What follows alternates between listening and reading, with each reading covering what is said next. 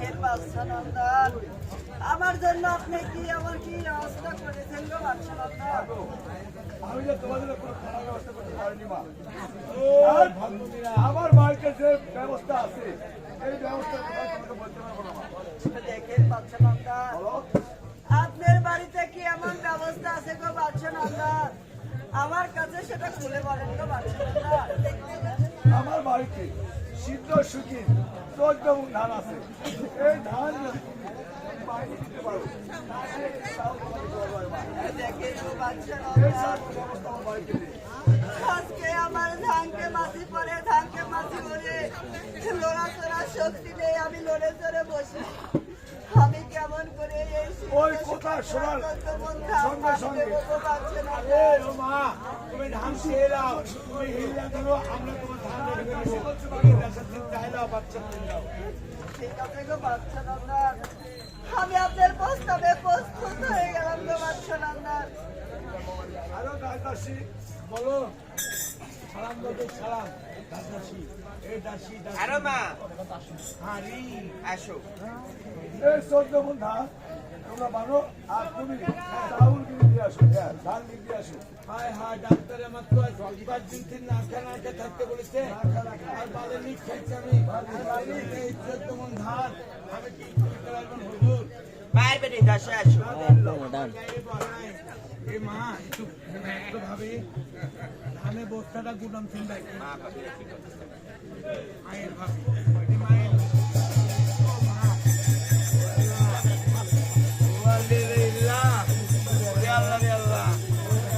আমি কি সাথী পাইছি ভাই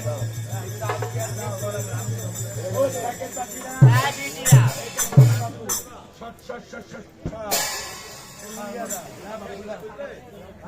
বিধিরা তৈরে দুঃখ আমার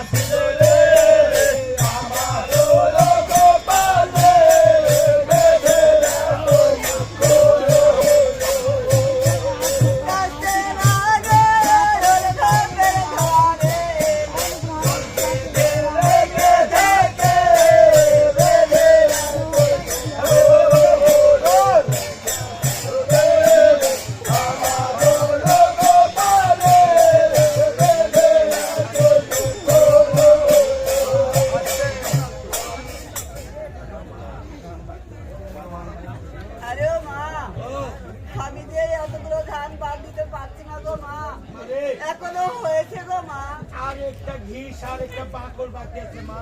খাইলে হয়ে যাবে। হ্যাঁ ওই আমার বারে আয়া পারে বালে রে আমি বারে পারে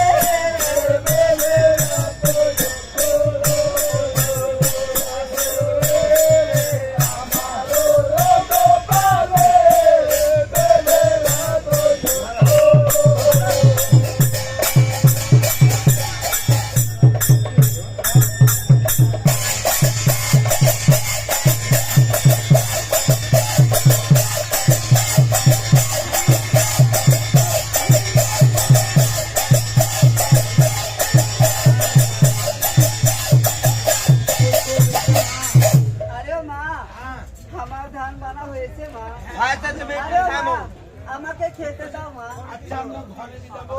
দাসী টাকা দিব। এই চাউল ডাউল নিয়ে চলো মহলে চলো। চলো হ্যাঁ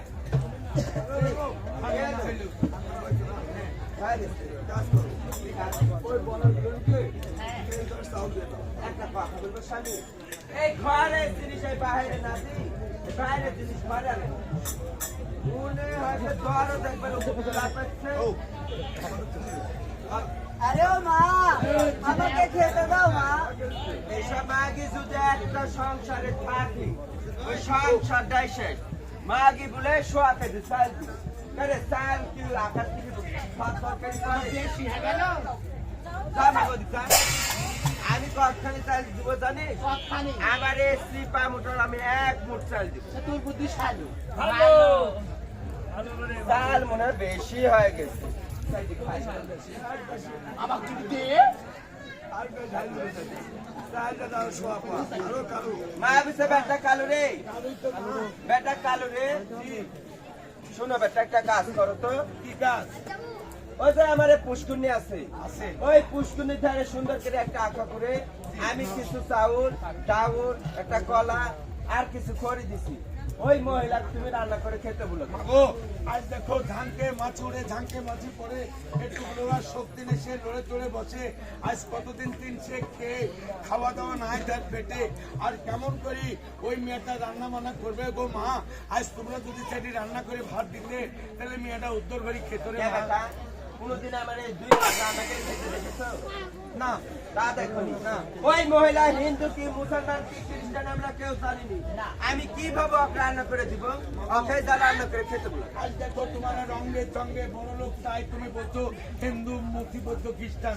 আজ আল্লাহর কাছে স্বীকৃত একটি শব্দ মমিন সে মমিন যে মুসলমান হোক যে কাজ করুক চুরি ডাকাতি যা করুক তার শাস্তি সে পাবে। আমি পারবো না বেটা তুমি যাইছো তো আমি ঘৃণা করা যাবে না মা তুমি যা বলে আমি যাব না ওকে রান্না করে দিব না তুমি যা ঠিক যাইছো আছে মাগো তোমার বাড়ির চাকর আমাকে চলতে পারো আরে ও মা আমাকে খেতে দাও মা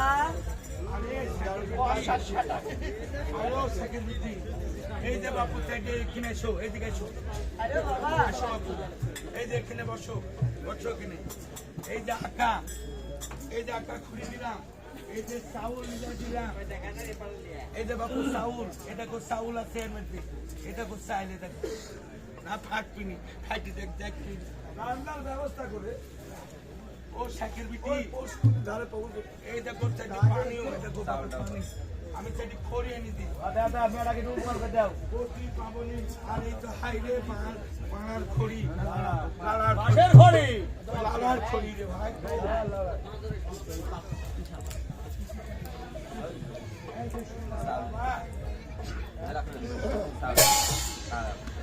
কি হলো বাবা এই যে বাবু খড়ি লাও খড়ি ওদি ধরে দি শালা ভিজা আটা ভিজা খড়ি এর মধ্যে দেখি ফুদিলে ধুই এই ধুইর মধ্যে যা চোখ দিতো তাই আর কি এখন পাবে না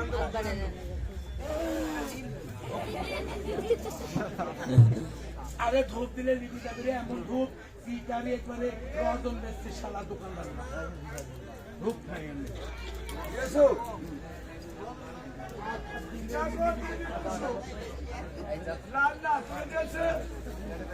এদিকে তক্তের ধরে এরাই আলবেন আল্লাহ বলছে জিবে আমার কথা নাও যদি শুনে 12 বছর পূর্ণ হয় যায় আর সামনে হিসাবে কোনো পূর্ণ হয় যায় তাই